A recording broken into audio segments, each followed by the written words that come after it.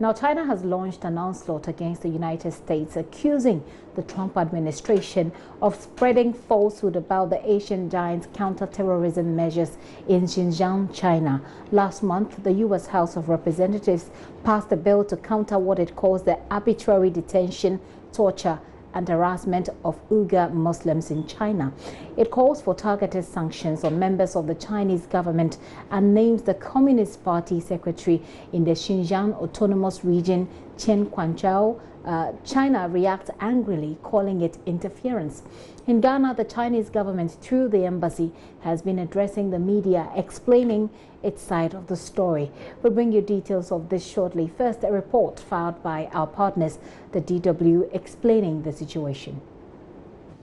Well, this bill will not help easing the trade talks, and in fact we do not really know at what stage the trade talks are. We get news every day, different news every day about these trade talks, and we do not see any hint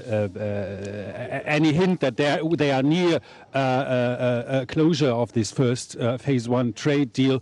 But what we know is that Beijing has reacted to another bill that was passed just recently about Hong Kong, and now to this bill with counter sanctions, and it will not ease this treaty.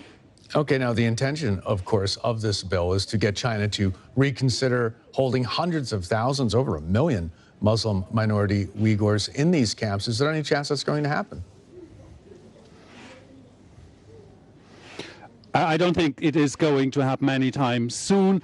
China sees this as their internal affair. They are talking about combating terrorism. They are not admitting the human rights violations that are happening. What in the short term might happen is that they will enhance their propaganda efforts. They have also threatened to ban Americans from traveling to the region. But on the long run, pressure on Beijing is mounting on various issues, and Xinjiang is just one of them. Trade is another one. Hong Kong is another one. Now, Hong Kong and Xinjiang, these two major human rights issues, international human rights issues that Beijing is facing right now, might on the long term have an impact. Beijing I think was not expecting international reaction to be this fierce. Matthias, thanks very much for that from Beijing. It will be another long day for Bahram Sintash. The Uyghur exile spends hours in front of his computer poring over satellite images of his native Xinjiang. Now living in the U.S., he had to flee the Chinese province to avoid arrest, or worse. Bahram documents the destruction of mosques, part of an alleged government effort to eradicate Muslim religion and Uyghur culture. He says 10,000 mosques have already been destroyed. The demolishing mosque means no religion, no Islam in the Uyghur region. So this is a crime. This is war against Muslim. It's very important time to international community who understand this and do more pressure on China to save those cultures. Beijing regards China's Muslim population as a security threat. Its response to this perceived threat has been severe. Over 1 million Muslims are reportedly in concentration camps scattered across Xinjiang. Most of them are Uyghurs. The government claims these are vocational training centers, but there's strong evidence that incarceration in these sites entails torture, rape, and brainwashing. 11 million Uyghurs live in Xinjiang.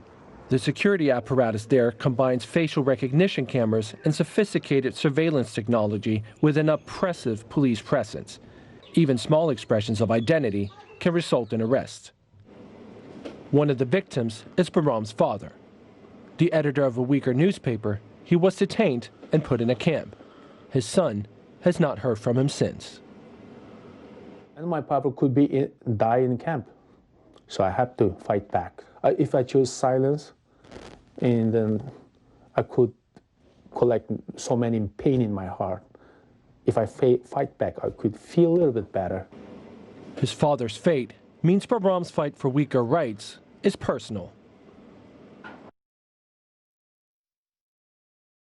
That's a report by our partners, the DW there, explaining the situation. Well, at a news conference here in Accra today, Chinese ambassador to Ghana, Shi-Ting Wang, explained that the centers which the U.S. refers to as detention camps are actually vocational centers where terror suspects are given trade skills, and questioned the moral right of the U.S. in declaring the counter-terrorism policy of China as an abuse of human rights. There's no people in the vocational training centers right now because they have graduated already. So that is the situation right now. And just now you also mentioned the human rights abuses. I want to give you a figure. You know, some countries claim that China setting up vocational education and training centers is abuse of human rights. Is that true? No, this is not true. You know, before we setting up those training centers in 2016, it's not long ago, just 3 or 4 years ago. That before 2016, before we setting up these training centers, several thousand terrorist attacks happened in Xinjiang. Many people were killed. Many innocent people were killed. But when we setting up that training centers, 2016, in the past 3 years, consecutive years, no single such a kind of terrorist attacks in Xinjiang. Some people say, no, this is abuse of human rights. This is not true. I will give you an example. Who is abuse of human rights?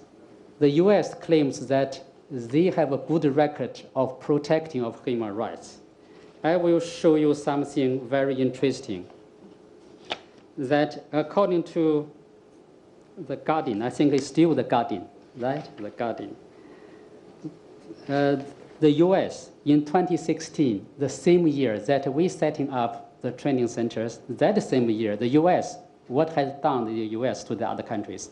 The US has dropped 20,171 bombs in the other countries. 3 bombs every hour. Is this the abuse of human rights or the protection of human rights? So that's the question I ask to you. Actually, China, we have a good record of protection of human rights.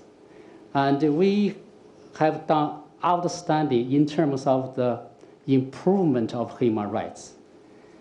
Xinjiang, take only the Xinjiang province as example. In the past several decades, 2.3 million people were out of the poverty. That is the biggest achievement of the protection and improvement of human rights. You know, and also in the past decades, China, in total, 800 million people were out of the poverty. This is outstanding achievement by any standards. This is the biggest improvement of human rights. People are not starving, are not dying because they are hungry, because there are no food, because there are no shelters. So do you only care about a few people in that vocational training center, or you care the majority of people on the street? So that is China, what we do. You know, the claim of China abuse of human rights is groundless. Sorry, another question, please. Yes. Sorry, the first question.